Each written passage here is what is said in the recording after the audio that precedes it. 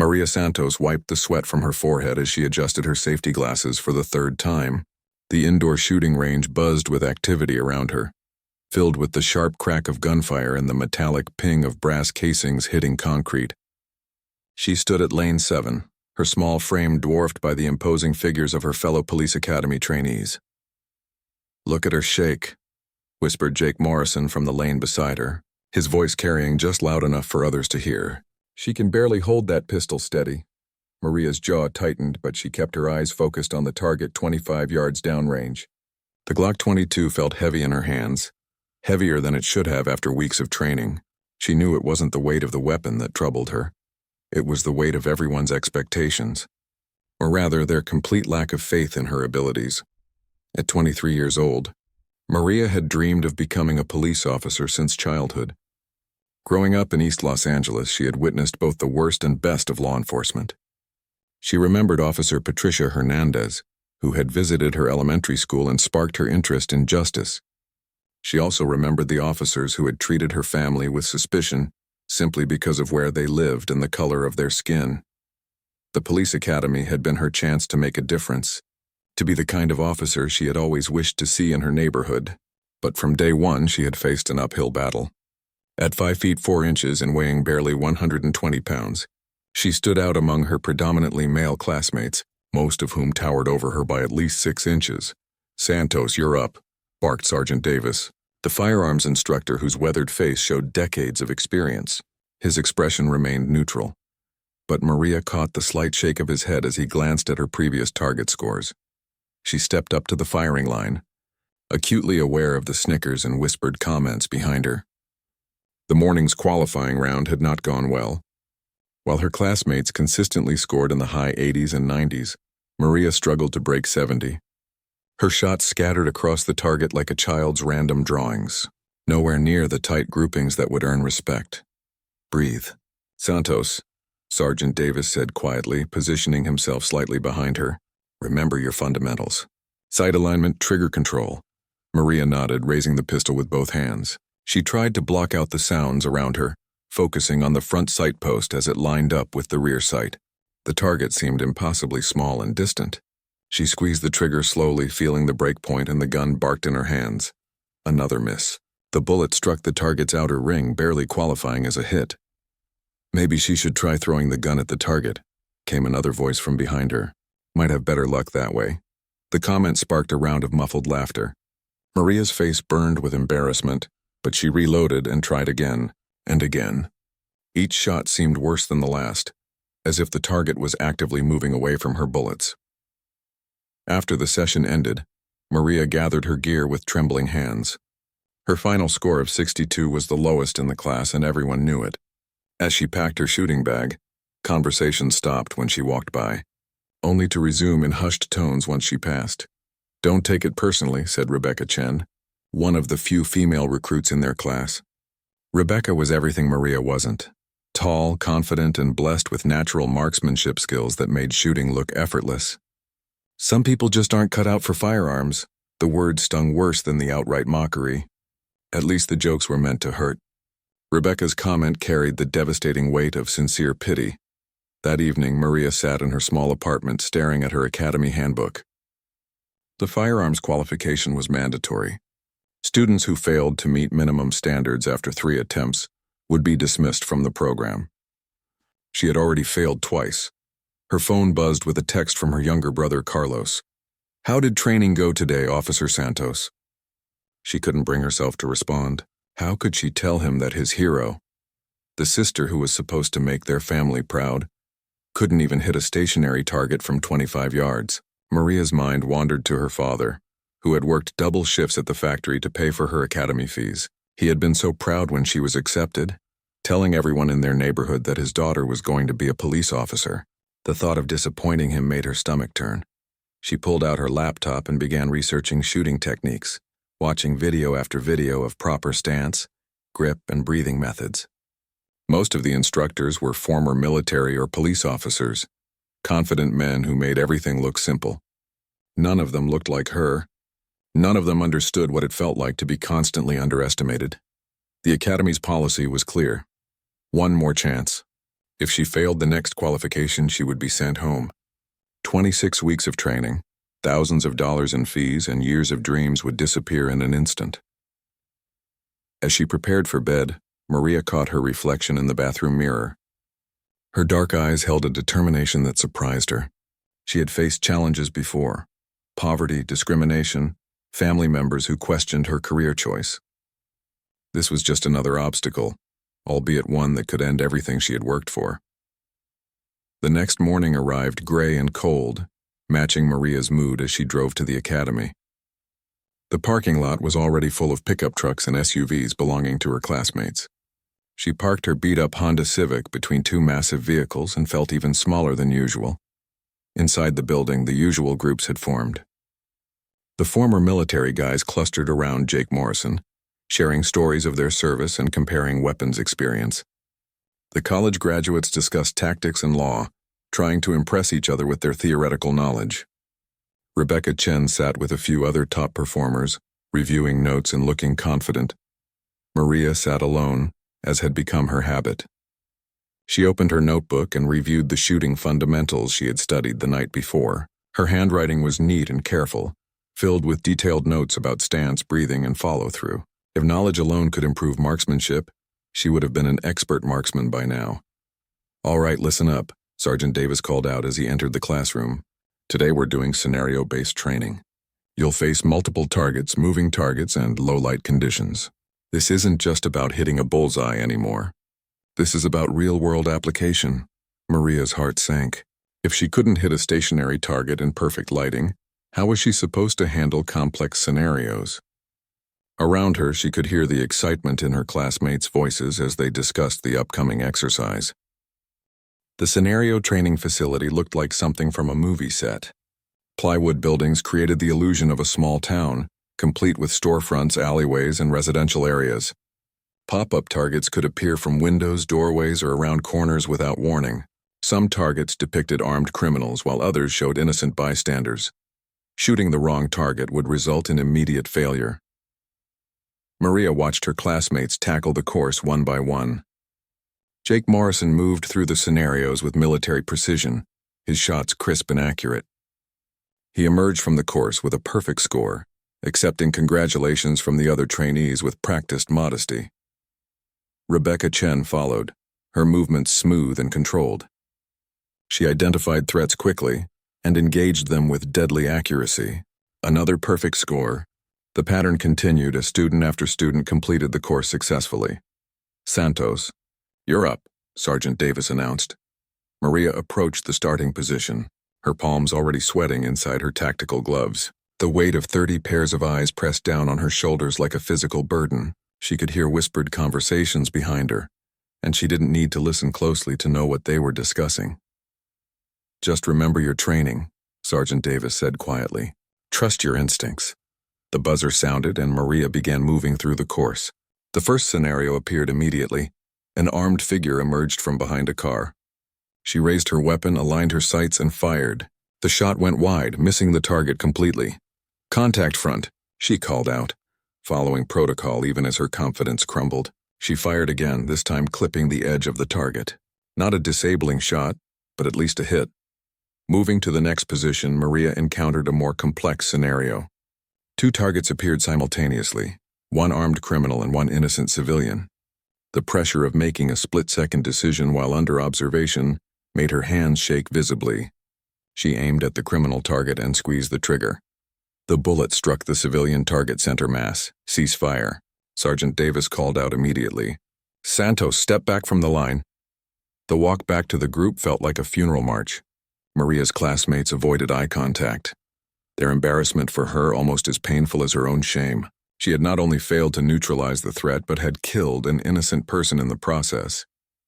"Told you she wasn't cut out for this," Jake Morrison muttered to his group. In a real situation, people would die because of her. The words hit Maria like physical blows. She knew he was right. Police officers carried the responsibility of life and death decisions every day. If she couldn't handle targets on a training course, how could she be trusted with real human lives? After the exercise concluded, Sergeant Davis approached her privately. His expression was serious but not unkind. Santos, I'm going to be straight with you, he said.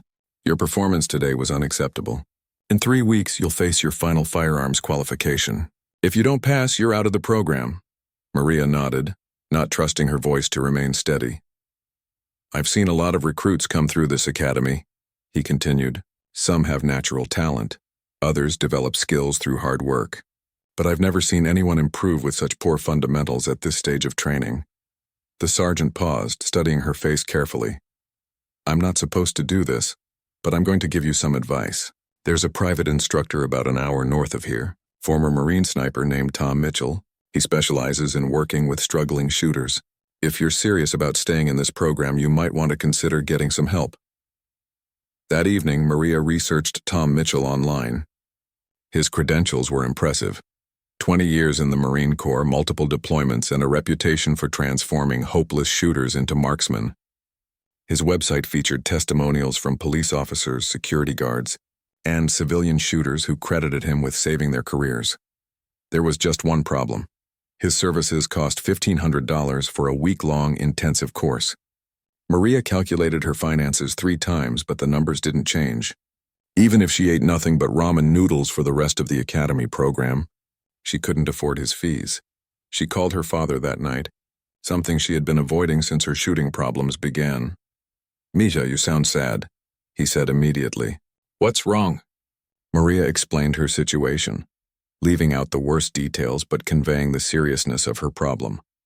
Her father listened without interruption, his breathing the only sound on the line.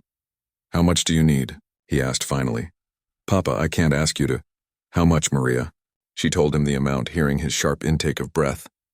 $1,500 represented nearly a month's wages at the factory. I'll have the money tomorrow, he said simply. Papa, you can't afford this. The family needs you to succeed, he interrupted firmly. This is what we've all been working for. Your mother and I didn't sacrifice so you could give up now. The next morning, Maria's father appeared at her apartment with an envelope containing $1,500 in cash. His eyes were tired, and she noticed his hands bore fresh calluses from extra overtime shifts. This is everything we have, he said, pressing the envelope into her hands. But it's an investment in our family's future. Don't waste it. The drive to Tom Mitchell's ranch took Maria through rolling hills and farmland she had never seen before. The property sat at the end of a long gravel road, marked only by a simple sign reading, Mitchell Marksmanship Training. Tom Mitchell appeared exactly as Maria had imagined a Marine sniper would look. Tall and lean, with gray hair cut military short, and eyes that seemed to assess everything around him. He was probably in his 50s, but moved with the fluid confidence of someone much younger. You must be Santos, he said, extending a calloused hand. Sergeant Davis called me. Says you're having some trouble with your shooting. Maria nodded, suddenly feeling foolish for making the long drive. Well, let's see what we're working with, Tom said, leading her toward an elaborate shooting range that stretched across several acres of his property. The range featured targets at various distances, obstacles and shooting positions that far exceeded anything at the police academy. Maria noticed several other students working with different instructors, their gunfire creating a steady rhythm across the valley. First thing we need to do is forget everything you think you know about shooting, Tom said, handing her a well-worn pistol. Most people who struggle with marksmanship have developed bad habits that are actually making them worse. He positioned her at the firing line and watched as she assumed what she thought was the proper shooting stance. His expression never changed, but she could sense his evaluation of every aspect of her technique. Fire 5 rounds at that target, he instructed, pointing to a standard bullseye 25 yards away.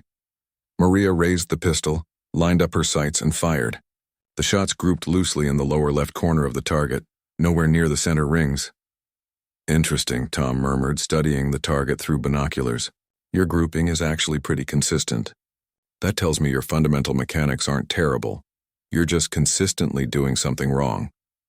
For the next hour, Tom broke down every element of Maria's shooting technique. He adjusted her stance, modified her grip, and changed her sight picture. Most importantly, he identified that she was jerking the trigger instead of applying steady pressure.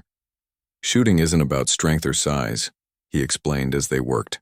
It's about consistency and mental discipline. Some of the best snipers I knew were smaller than you. But they understood that marksmanship is 90% mental.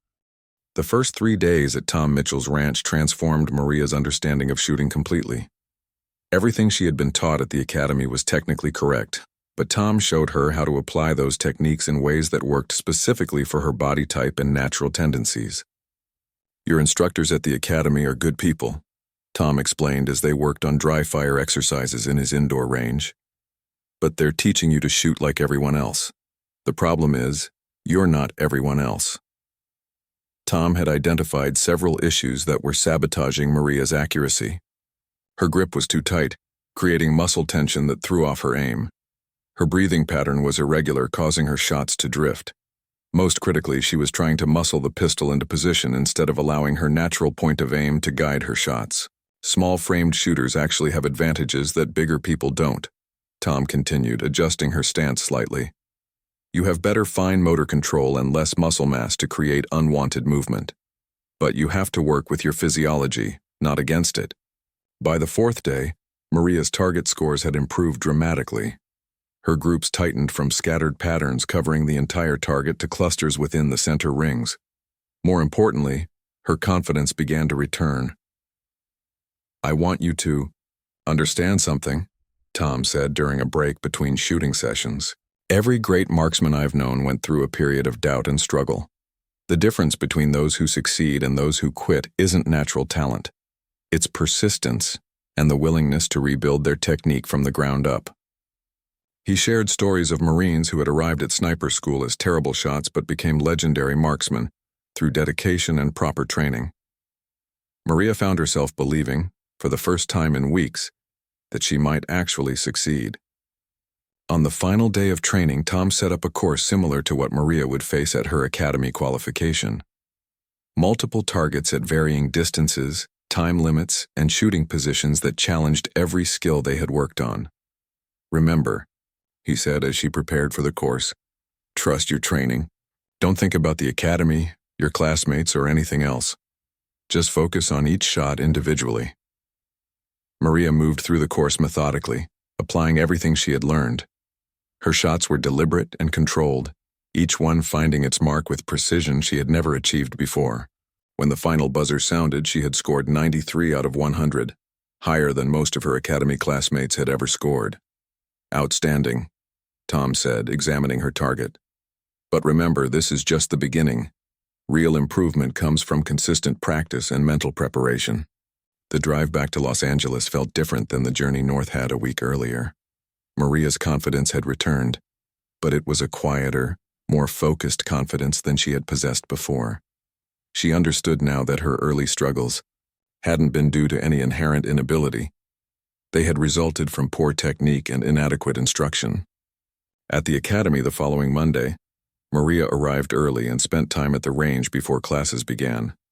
Her improved shooting drew surprised glances from classmates who passed by, but she ignored them and focused on maintaining the consistent technique Tom had taught her.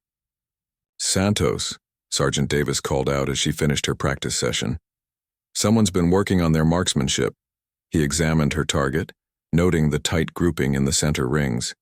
His expression showed professional approval mixed with surprise. "This is significant improvement," he said. "Where did this come from?" Maria explained about her week with Tom Mitchell, though she didn't mention the financial sacrifice her family had made to afford the training. Sergeant Davis nodded approvingly. "Mitchell has a good reputation," he said. "Expensive but effective. Think you're ready for your final qualification?" "Yes, sir," Maria replied, and for the first time in months, she meant it. The following week brought the final firearms qualification that would determine Maria's future in law enforcement. The test included everything they had practiced throughout the academy program: precision shooting at various distances, tactical scenarios, and low-light conditions. As students gathered for the qualification, the usual groups formed. Jake Morrison held court with his followers, confident and relaxed. Rebecca Chen reviewed her notes one final time, though everyone knew she would pass easily. The struggling students clustered together, their nervousness obvious to everyone present. Maria stood apart from all the groups, running through her mental preparation routine exactly as Tom had taught her. She visualized each shooting position, imagined the sight picture, and controlled her breathing to maintain calm focus. "All right, listen up," Sergeant Davis announced. "This is your final firearms qualification.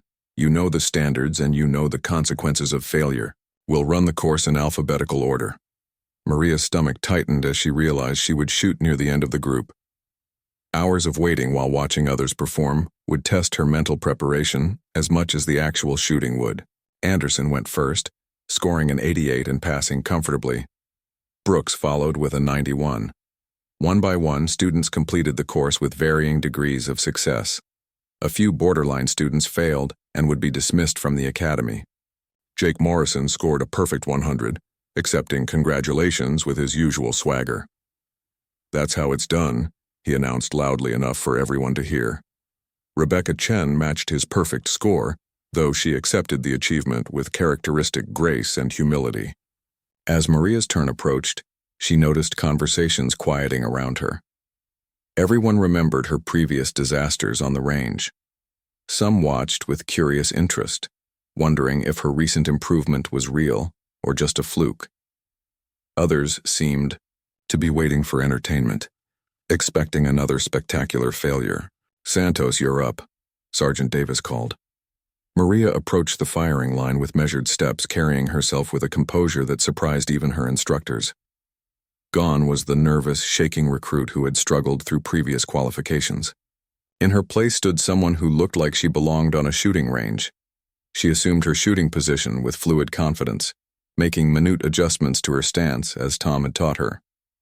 The whispered conversations behind her faded to silence as other students and instructors noticed the transformation in her demeanor. The first target appeared at 7 yards. Maria's shot broke cleanly, striking the center ring with precision that drew surprised murmurs from observers. She moved to the next position without hesitation, engaging targets at 15 yards with the same deadly accuracy. As the qualification progressed, Maria felt time slowing around her. Each target seemed clearly defined, each shot perfectly controlled. She was no longer the struggling student everyone expected to fail. She was a marksman demonstrating skills that few in her class could match.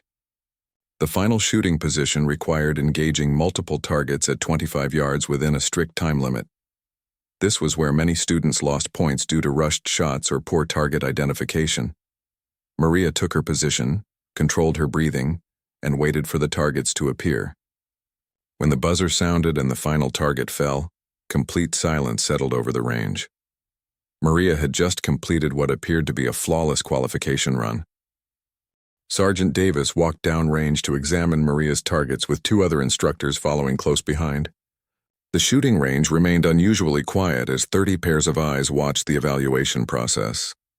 Even Jake Morrison had stopped his usual commentary, staring at the targets Maria had just engaged with precision that exceeded his own performance. The scoring process seemed to take forever. Each target was examined carefully, holes counted and measured to determine exact placement. Maria stood at the firing line, her pistol secured and pointed safely downrange, trying to read the instructors' faces for any indication of her performance.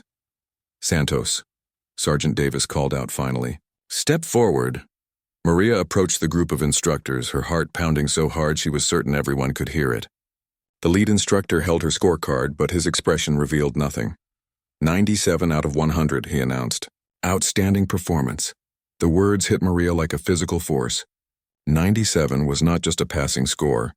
It was the second highest score in the entire class, surpassed only by Rebecca Chen's perfect 100. She had gone from the worst shooter in the academy to one of the best in a matter of weeks. Behind her, the silence broke into surprised conversations. Some students offered genuine congratulations, clearly impressed by her dramatic improvement. Others, particularly those in Jake Morrison's circle, seemed stunned into disbelief. How is that even possible? Jake muttered to his followers. She couldn't hit the broadside of a barn 2 weeks ago. Rebecca Chen approached Maria with a genuine smile. That was incredible shooting, she said warmly. I've never seen improvement like that. As students gathered their equipment and prepared to leave the range, Maria felt a tap on her shoulder. She turned to find Sergeant Davis studying her with an expression she couldn't quite read.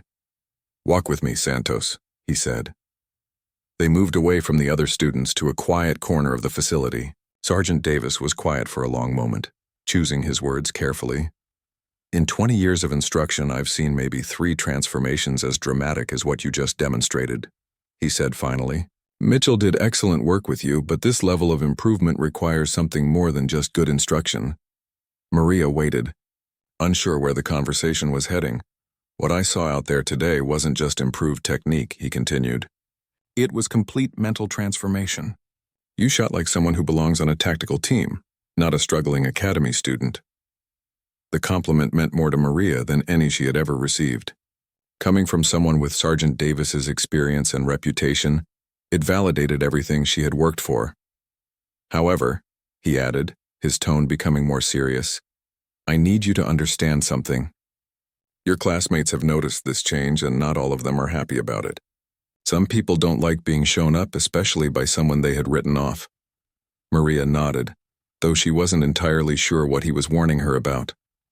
Be careful, Santos. Excellence can make enemies as easily as friends. The weeks following Maria's qualification triumph passed differently than any previous period at the academy. Her improved shooting scores had earned grudging respect from most classmates, but had also created unexpected tensions. Jake Morrison's group seemed particularly resentful, as if her success somehow diminished their own achievements. The academy curriculum had moved beyond basic firearms training into more advanced tactical scenarios. Students learned room clearing, vehicle stops, and crisis response procedures. These exercises required not just individual skills, but teamwork and communication among partners. Maria found herself frequently paired with students who made their reluctance obvious. During vehicle stop simulations, partners would forget to provide backup or communicate critical information. In room clearing exercises, she was often assigned the most dangerous entry positions. Santos is point man again, Jake announced during one exercise, his tone making it clear this wasn't a compliment. Hope she can shoot as well under pressure as she can on a flat range. The tactical scenarios were designed to simulate real police work as closely as possible. Students faced armed suspects, hostage situations, and domestic violence calls that required split-second decisions and flawless execution. The academy used professional actors and elaborate sets to create stress levels approaching those of actual police work. Maria discovered that her improved marksmanship translated well to tactical scenarios. The confidence and mental discipline Tom Mitchell had taught her applied to much more than just shooting. She began excelling in crisis decision-making and threat assessment as well. During a complex hostage scenario, Maria was assigned the role of primary negotiator while her classmates handled tactical positions. The exercise involved a domestic terrorist holding multiple civilians in a mock office building. Students had to coordinate between negotiation, tactical assault, and evacuation procedures. This is Officer Santos, Maria said into the radio, her voice calm despite the complexity of the situation. Suspect appears to be alone, armed with a handgun. 3 visible hostages in the main office area. Her communication was precise and professional, providing tactical teams with information they needed while maintaining contact with the suspect. When negotiations failed and an assault became necessary, Maria transitioned seamlessly from negotiator to tactical operator. The exercise concluded with all hostages rescued and the suspect neutralized without additional casualties. It was a textbook operation that impressed both instructors and students. Outstanding work, Santos, the lead tactical instructor commented afterward. You showed real leadership potential out there. But Maria noticed that not everyone shared the instructor's enthusiasm. Jake Morrison and several others seemed frustrated by her continued success in areas beyond just marksmanship. Lucky she didn't freeze up, Jake commented to his group. Real situations are different from academy games. 3 months before graduation, the academy announced a special advanced training opportunity. A select group of students would participate in a joint exercise with active duty police officers, experiencing real-world scenarios in controlled but authentic environments. This program is offered to our top performers, announced the academy director. Students selected for this opportunity often receive priority consideration for specialized units after graduation. Maria's name was among the 12 students chosen for the advanced program. The selection was based on overall academy performance, including academics, physical fitness, and tactical skills. Her dramatic improvement in shooting had elevated her class ranking significantly. The advanced training would take place at a decommissioned military base that had been converted into an elaborate police training facility. Students would work alongside experienced officers in scenarios designed to test every skill they had learned at the academy. On the bus ride to the training facility, Maria sat alone reading case studies while her classmates socialized in their usual groups. She had grown accustomed to the isolation, though it still stung occasionally. Her success had earned respect but not friendship from most of her peers. Rebecca Chen moved from her seat near the front to sit beside Maria. "Mind if I join you?" she asked. "Of course not," Maria replied, genuinely pleased to have company. "I wanted to apologize," Rebecca said quietly. "I know some of us haven't been very welcoming since your shooting improved." "That wasn't fair." Maria looked up from her reading, surprised by the unexpected openness. "Success can be threatening to people," Rebecca continued, "especially when it challenges their assumptions about who deserves to succeed." They talked quietly during the remainder of the bus ride, discussing their career goals and experiences at the academy. Maria realized she had misjudged Rebecca, assuming her kindness was condescending when it was actually genuine. The training facility exceeded everyone's expectations. Mock city blocks complete with functioning traffic lights, realistic building interiors, and even working utilities created an environment virtually indistinguishable from an actual urban area. Professional actors played criminals, witnesses, and victims with Hollywood-quality realism. "Welcome to Hell Week," announced Captain Rodriguez, the facility's commanding officer. "For the next 7 days, you'll be officers in the city of Riverside. Every call you respond to will be real to us, and it better be real to you." Students were paired with experienced officers who would evaluate their performance throughout the week. Maria was assigned to work with Officer Jennifer Walsh, a 15-year veteran with an impressive record in gang enforcement and tactical operations. "I've heard about your shooting improvement," Officer Walsh said as they prepared for their first patrol. "That kind of dramatic change doesn't happen often. Let's see how you handle the rest of the job." The first 3 days of advanced training challenged every skill Maria had developed at the academy. She and Officer Walsh responded to domestic violence calls, traffic stops gone wrong, and armed robbery scenarios that required quick thinking and precise execution. Each situation was designed to escalate rapidly, testing students' ability to adapt under pressure. Maria discovered that her improved confidence extended far beyond shooting. The mental discipline Tom Mitchell had taught her applied to every aspect of police work. She remained calm during confrontations, communicated clearly under stress, and made sound tactical decisions even when situations spiraled out of control. "You're a natural at this," Officer Walsh commented after Maria successfully de-escalated a particularly volatile domestic dispute. "Most academy students freeze up or overreact in situations like that." The scenarios grew increasingly complex as the week progressed. Students faced active shooter situations, hostage negotiations, and multi-suspect arrests that required coordination between multiple units. The facility's realism was so complete that many students forgot they were in training exercises rather than actual police calls. On the 4th day, Maria's group was assigned to investigate a gang-related shooting in the facility's recreation of an urban neighborhood. Professional actors played witnesses, gang members, and concerned citizens with such authenticity that the exercise felt genuinely dangerous. Multiple suspects fled the scene on foot. The radio crackled as Maria and Officer Walsh approached the mock crime scene.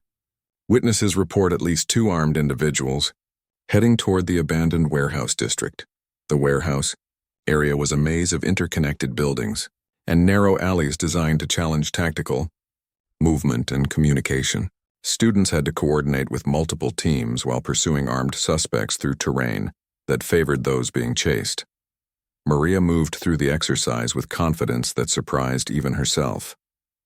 Her shooting accuracy translated into effective tactical positioning, and her improved mental focus allowed her to track multiple threats simultaneously. When her team finally cornered the suspects in a warehouse office, she was chosen to take point position for the arrest. "Police, show me your hands," Maria commanded as she entered the room, her weapon drawn and ready. The professional actors playing suspects responded with Academy Award-worthy performances, creating genuine tension despite the training environment. The exercise concluded successfully with both suspects in custody and no simulated casualties among the officers.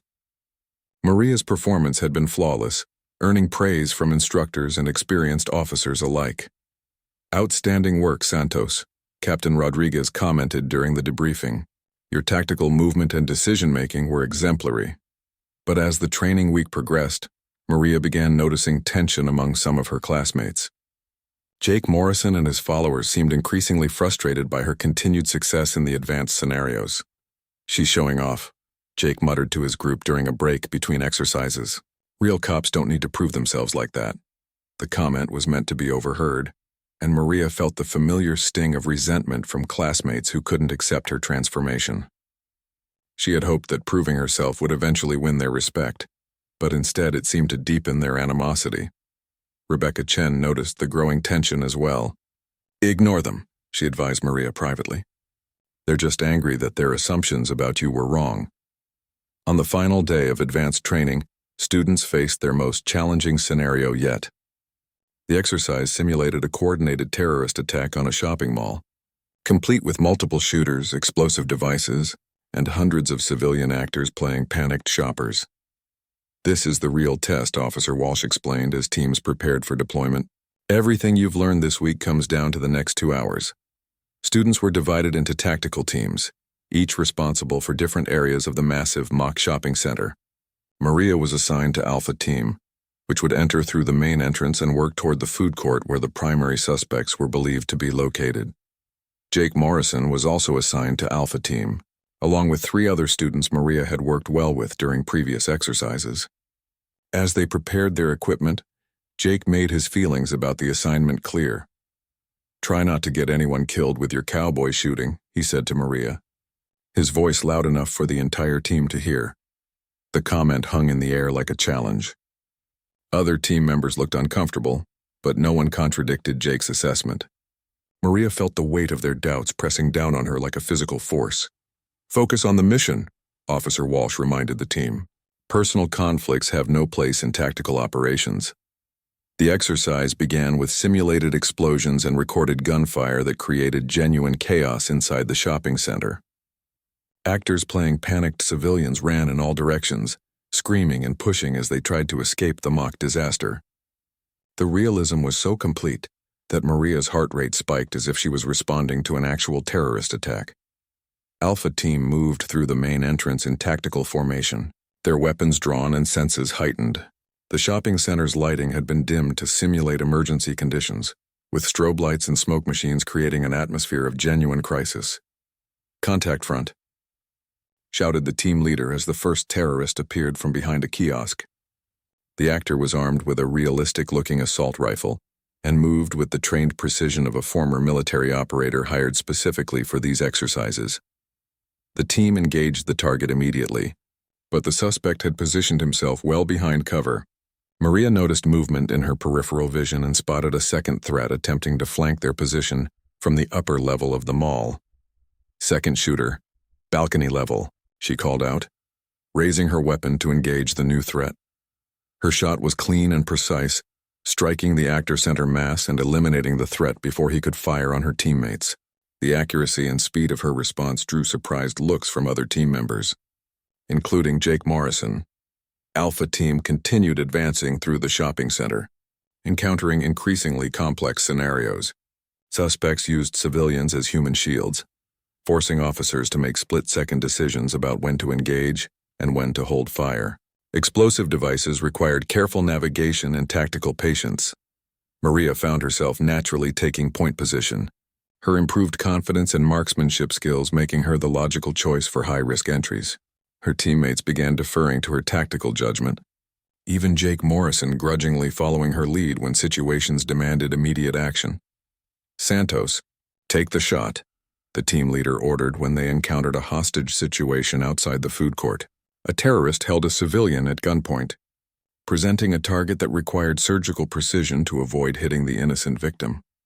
Maria steadied her weapon against a support pillar, controlled her breathing exactly as Tom Mitchell had taught her, and squeezed the trigger. The shot struck the suspect in the head, a perfect marksman's shot that would have instantly incapacitated a real threat. Outstanding shot, Officer Walsh radioed from the command center. Hostage secure, suspect down. The exercise continued for another hour, with Alpha Team systematically clearing the shopping center of threats. Maria's performance throughout the scenario was flawless. Her shooting was precise, her tactical decisions were sound, and her leadership under pressure impressed both instructors and fellow students. When the final, all-clear signal was given, Maria realized that something fundamental had changed in her relationship with her classmates. Jake Morrison approached her as they secured their weapons, his expression no longer hostile but thoughtful. "That was some serious shooting," he said quietly. "I was wrong about you, Santos."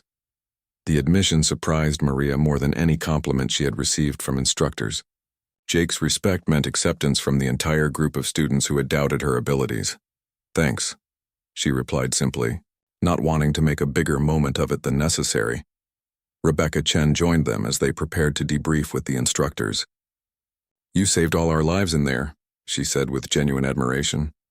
"That hostage shot was impossible, but you made it look routine." Captain Rodriguez addressed the entire group during the final debriefing session. Today's exercise was designed to identify students with exceptional potential for specialized units, he announced. "Based on performance throughout this week, I'll be making recommendations for advanced training opportunities." Maria tried not to let her hopes rise too high, but she couldn't help feeling that she had finally proven herself worthy of the career she had dreamed about since childhood. "Santos," Captain Rodriguez called out as students prepared to return to the academy. A word in private. Maria approached the captain's desk with nervous anticipation.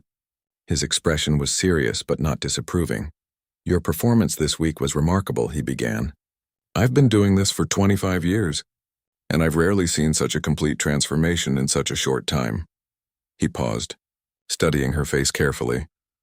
"I'm recommending you for immediate consideration for our tactical response unit after graduation. It's an elite assignment that most officers don't achieve until they have several years of street experience." The offer took Maria's breath away. Tactical response units were the most prestigious assignments in law enforcement, typically reserved for officers with extensive experience and proven abilities. "Thank you, sir," she managed to say. "I won't let you down." "I know you won't," Captain Rodriguez replied. "You've already proven that." The bus ride back to the academy was completely different from the trip to the training facility. Maria found herself surrounded by classmates who wanted to discuss the exercises and learn from her tactical insights. Even Jake Morrison asked for advice about improving his own marksmanship. "I still can't believe that hostage shot," one student said. "The angle was impossible, but you made it look easy." Maria explained the technique Tom Mitchell had taught her about shooting from unconventional positions. Sharing knowledge that she had once guarded jealously, her success no longer felt threatened by helping others improve. As the academy buildings came into view, Maria reflected on how completely her situation had changed. 6 months earlier, she had been on the verge of washing out due to poor marksmanship. Now she was being recommended for elite tactical units and sought out by classmates for advice. Her phone buzzed with a text from her father. "How did the advanced training go, mija?" Maria smiled as she typed her response. "Better than I ever imagined. Papa, thank you for believing in me." The transformation was complete, but Maria understood that it was just the beginning of her law enforcement career. The real tests would come on the streets, where the stakes were genuine and the targets shot back with deadly intent. 6 weeks before graduation, news broke that would change everything for Maria and her classmates. A terrorist cell had been discovered operating in the metropolitan area, planning coordinated attacks on multiple government buildings and public venues. The threat was credible enough that federal agencies had requested assistance from local law enforcement, including expedited graduation for academy classes showing exceptional promise. "This is not a drill," announced Academy Director Morrison during an emergency assembly. "The Department of Homeland Security has requested that we accelerate graduation for qualified students who can provide immediate, tactical support to ongoing operations." Maria felt her pulse quicken as the implications became clear. Instead of graduating in 6 weeks, qualified students would complete their academy training immediately and be deployed to active duty assignments. The academic phase would be compressed into intensive study sessions, and final examinations would be administered within days. Students who accept early graduation will be assigned directly to tactical units supporting federal operations, the director continued. This is an unprecedented opportunity, but it comes with significant risks. You'll be facing real threats instead of training scenarios. The room buzzed with nervous excitement as students processed the announcement. This was what they had been training for, but few had expected to face genuine danger so soon after academy completion. I need volunteers, Director Morrison stated. Students who feel ready to transition from training to active operations. Think carefully. Your decision could mean the difference between life and death, both for yourselves and the citizens you'll be protecting. Maria's hand rose immediately, followed quickly by Rebecca Chen, Jake Morrison, and most of the other top performers in the class. Within minutes, nearly 2/3 of the students had volunteered for early deployment. The next 72 hours blurred together in a marathon of compressed training, examinations, and tactical briefings. Students who had spent months learning police procedures suddenly found themselves studying anti-terrorism protocols and federal law enforcement coordination procedures. Maria discovered that her improved marksmanship and tactical skills translated perfectly to the advanced scenarios they now faced. Counter-terrorism operations required precisely the kind of precise shooting and split-second decision-making that she had developed during her transformation from struggling student to elite marksman. Santos, you're assigned to Strike Team 3, announced Captain Rodriguez, who had been brought in to coordinate the Academy's involvement in the federal operation.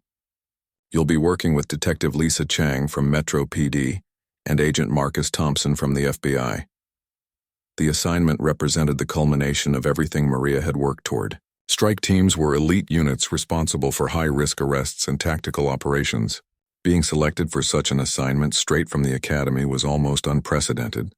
Detective Chang turned out to be a 15-year veteran with extensive experience in organized crime investigations. Agent Thompson was a former Marine who had transitioned to federal law enforcement after multiple deployments in Afghanistan.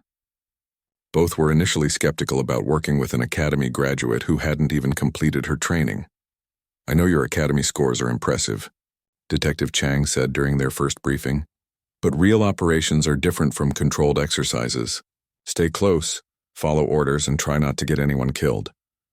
The condescending tone reminded Maria of her early days at the Academy, when everyone had assumed she was destined to fail, but now she had the confidence and skills to prove herself through performance.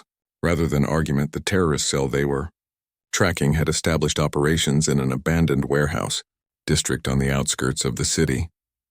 Intelligence suggested the group was planning simultaneous attacks on the federal courthouse, main police station, and city hall within 48 hours.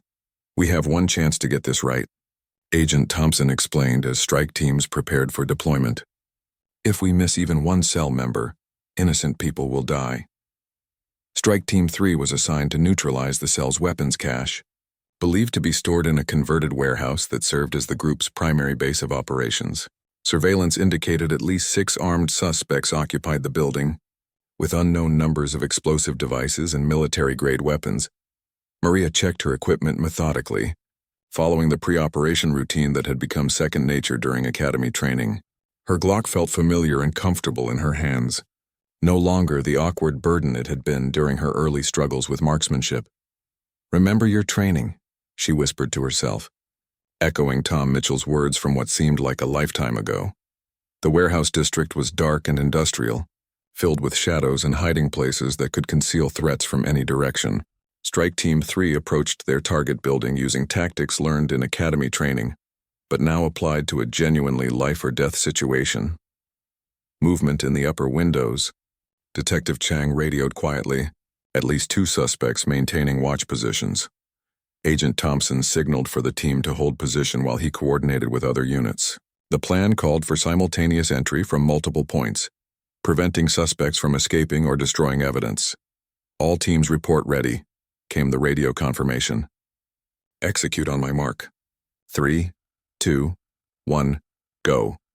The warehouse exploded into chaos as multiple strike teams breached the building simultaneously. Flashbang grenades created disorienting bursts of light and sound, while officers moved rapidly through rooms and corridors. Maria followed Detective Chang through a side entrance, their weapons drawn and senses heightened for any sign of resistance. The building's interior was a maze of storage areas and makeshift living spaces that provided countless hiding places for armed suspects. Contact front. Agent Thompson's voice crackled over the radio as gunfire erupted from the building's main floor. Real bullets were flying for the first time in Maria's law enforcement career.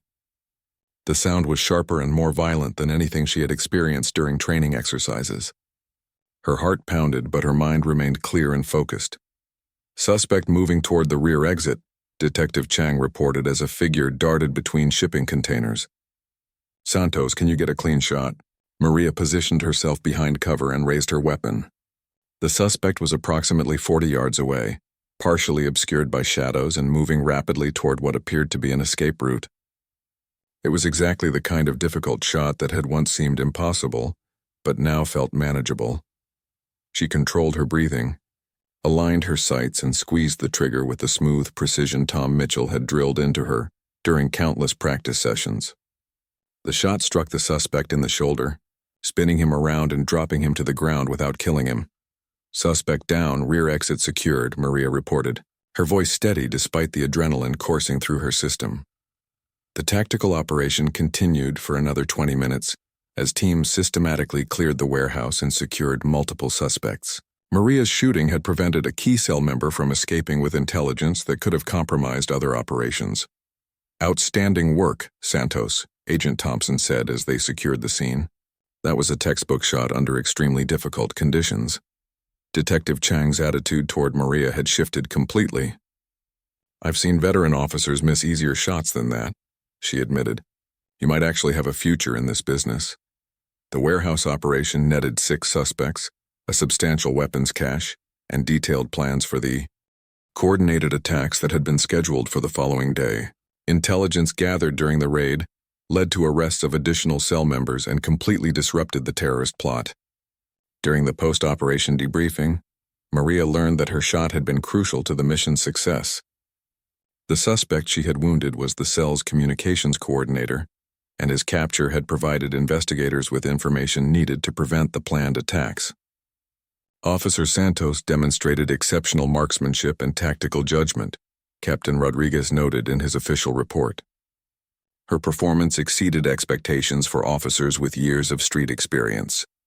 As news of the successful operation spread through law enforcement agencies, Maria found herself receiving job offers from departments across the country. Federal agencies, elite tactical units, and specialized law enforcement teams all wanted to recruit the academy graduate who had proven herself under genuine combat conditions.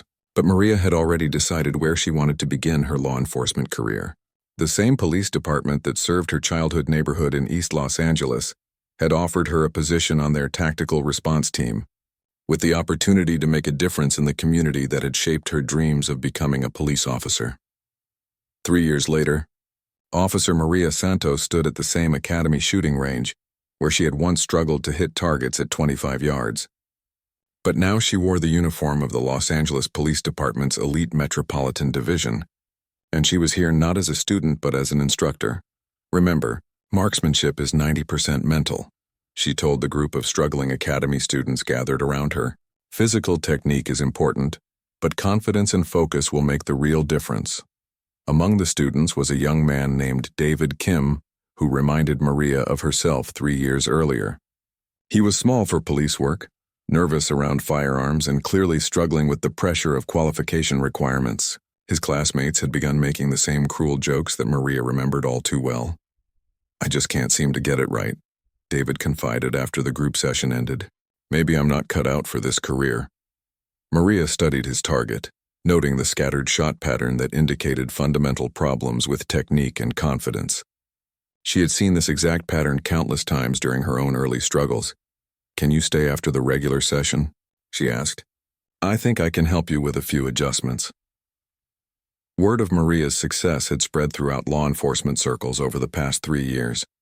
Her tactical unit had been involved in dozens of high-profile operations, and her marksmanship skills had become legendary among officers who worked with her. Magazine articles and training videos featured her transformation from struggling academy student to elite tactical operator. But the success that mattered most to Maria was the difference she had made in her home community. Working with the East LA Tactical Unit, she had helped break up 3 major gang operations, resolved numerous hostage situations, and become a role model for young people who had never imagined law enforcement as a positive force in their lives. "Officer, Santos saved my brother's life," one community leader had said during a recent award ceremony. She talked him out of joining a gang and showed him there was a better path. The recognition was gratifying, but Maria's greatest satisfaction came from moments like these. Working with struggling students who faced the same challenges she had overcome, she spent the next hour with David Kim, breaking down his shooting technique and rebuilding it using the same methods Tom Mitchell had taught her. "The key is consistency," she explained as they worked through dry fire exercises. "Every shot should feel exactly the same. Same grip, same stance, same trigger press. When you achieve that consistency, accuracy becomes automatic." By the end of the session, David's shooting had improved dramatically. His shots were grouping tighter and, more importantly, his confidence was returning. Maria recognized the moment when everything clicked for him, the same transformation she had experienced years earlier. "How did you figure all this out?" David asked as they secured their weapons. Maria smiled, remembering her own journey from failure to success. "Someone believed in me when I didn't believe in myself," she said. "And they taught me that success isn't about natural talent. It's about refusing to give up and being willing to rebuild yourself from the ground up." After David left, Maria remained at the range for her own practice session. Despite her reputation as an expert marksman, she still trained religiously, maintaining the skills that had transformed her career and her life. Tom Mitchell had taught her that excellence required constant maintenance, not just initial achievement. Her phone buzzed with a text from Rebecca Chen, who was now working as a federal agent in Washington, D.C. "Saw the news story about your community policing award. Proud of you, partner," Maria replied quickly before beginning her practice routine. Rebecca had become one of her closest friends, their bond forged during the challenges of academy training and strengthened by mutual respect and shared experiences. As she prepared for her practice session, Maria reflected on how completely her life had changed since those dark days when she had nearly washed out of the academy. The transformation hadn't just been about learning to shoot accurately. It had been about discovering confidence, resilience, and the kind of mental toughness that extended far beyond law enforcement. Her family had watched her success with pride that went beyond mere achievement. Her father still worked at the factory, but now he told everyone about his daughter, the police officer, with the same enthusiasm he had once reserved for his dreams of her success. "Mija," he had said during their last dinner together, "you didn't just become a police officer. You became the person you were always meant to be." The comment had stayed with Maria because it captured something essential about her journey. The skills Tom Mitchell had taught her were important, but the real transformation had been internal, learning to believe in herself and persist through challenges that once seemed insurmountable. Maria's radio crackled with a familiar call sign. "Metro 7, respond to possible hostage situation at 1247 Maple Street. Armed suspect, multiple civilians at risk." She secured her practice equipment quickly and headed for her patrol vehicle. This was the work she had trained for, the reason she had fought through academy struggles and rebuilt herself into an elite tactical operator. As she drove toward the scene, Maria's mind automatically shifted into tactical mode. She reviewed hostage negotiation protocols, assessed equipment requirements, and prepared mentally for whatever situation awaited her. The nervous academy student, who had once trembled at shooting qualifications, was now someone other officers called when situations required absolute precision and unwavering calm. The hostage situation turned out to be a domestic dispute that had escalated beyond normal patrol capabilities. A husband armed with a hunting rifle was holding his wife and 2 children inside their home, threatening to harm them if police attempted to enter. Maria arrived to find patrol units establishing a perimeter, while supervisors coordinated with tactical specialists. As the senior tactical officer on scene, she immediately assumed command of the operational response. "What do we know about the layout?" she asked the patrol sergeant who had arrived first. "Single-story house, front and back entrances. Suspect is in the living room with the family," he reported. "Neighbors say he's been drinking heavily and making threats for several hours." Maria studied the house through binoculars, noting sight lines, potential cover positions, and tactical challenges that would affect any rescue attempt. Her mind processed dozens of variables simultaneously, weighing options and contingencies with the systematic precision that had made her one of the department's most trusted tactical operators. "I need sharpshooter positions on the north and south sides," she radioed to backup units. "If negotiation fails, we'll need clear shots through the front windows."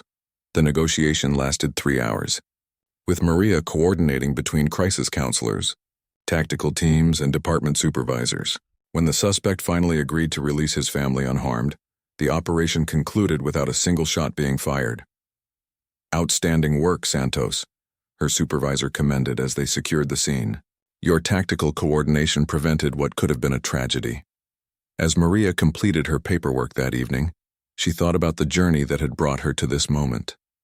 The scared academy student who had nearly quit because of poor marksmanship had become someone capable of saving lives through skill, judgment, and perseverance. Her phone rang as she finished her reports. The caller ID showed Tom Mitchell's name. "Saw the news story about today's hostage situation," the retired Marine said when she answered. "Sounds like you handled it perfectly." "Just applied what you taught me about staying calm under pressure," Maria replied. "Mental discipline applies to more than just shooting." "That's exactly right," Tom said with obvious pride. "You've become everything I knew you could be when you first showed up at my ranch." After the call ended, Maria sat in her patrol car reflecting on how a single decision to seek help had changed everything. If she had given up instead of spending her family's savings on Tom Mitchell's training, her life would have taken a completely different path. Now she was planning to open her own marksmanship school for struggling law enforcement officers, passing on the knowledge and encouragement that had transformed her from failure to success. The academy student who had once been mocked during shooting practice had become someone who could turn a battlefield into a place of safety and resolution. The range had indeed become her battlefield, but she had emerged victorious not through violence but through determination, skill, and the kind of courage that comes from refusing to accept defeat. Her story had become an inspiration to every struggling student who believed their dreams were beyond reach. Maria Santos had proven that with the right training, support, and mindset, anyone could transform their greatest weakness into their greatest strength.